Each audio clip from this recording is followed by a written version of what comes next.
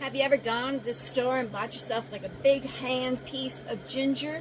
Well, I did that, and usually I would use a little bit of it, and it would go to waste. So my sister came over and told me, cut it up into chunks and put it in the freezer. So that's what I did. Now I'm taking my frozen ginger, and I'm just peeling off the peel, which works really good once it's frozen, and we are going to mince this with this multi-planer, and we are going to make ourselves some ground ginger that we can keep on hand in a container in your cupboard. When you use it frozen and you mince it, it goes really easy. Look at that. Let's get it done. Now, fresh ginger, of course, like anything, is always best when it's fresh.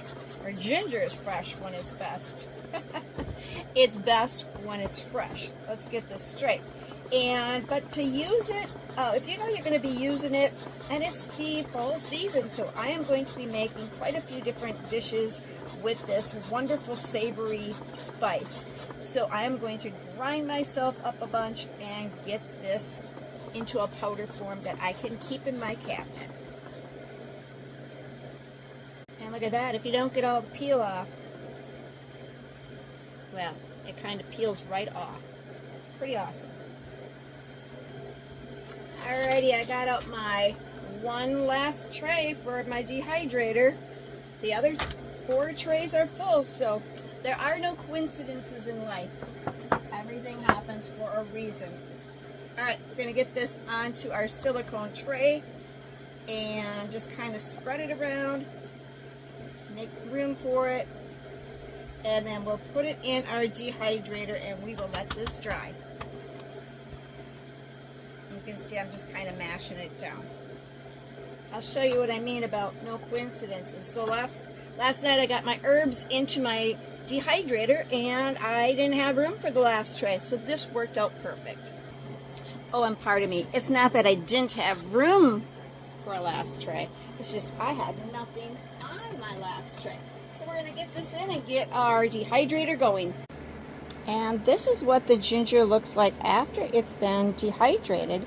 I'm having to scrape it off of here a little bit. Not really hard, just peel it off. And I'm going to powder this up. It's rather soft. And I've got me a ground ginger spice tin that I've had for a while, so I'm just going to put it in there, and I will use this as needed.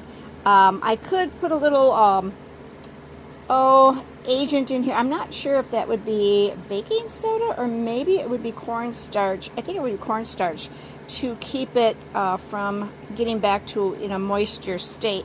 So we'll see what I do with that.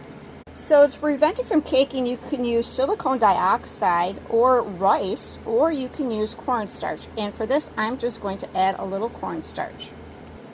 And I'm just going to try to break it apart. And it's turning much whiter. I think some of that got a little dark when it was dehydrating. So we're getting this a little bit whiter. We're breaking it down, and then we'll just put it in our storage container. And there you have it. Your own ground ginger made by you.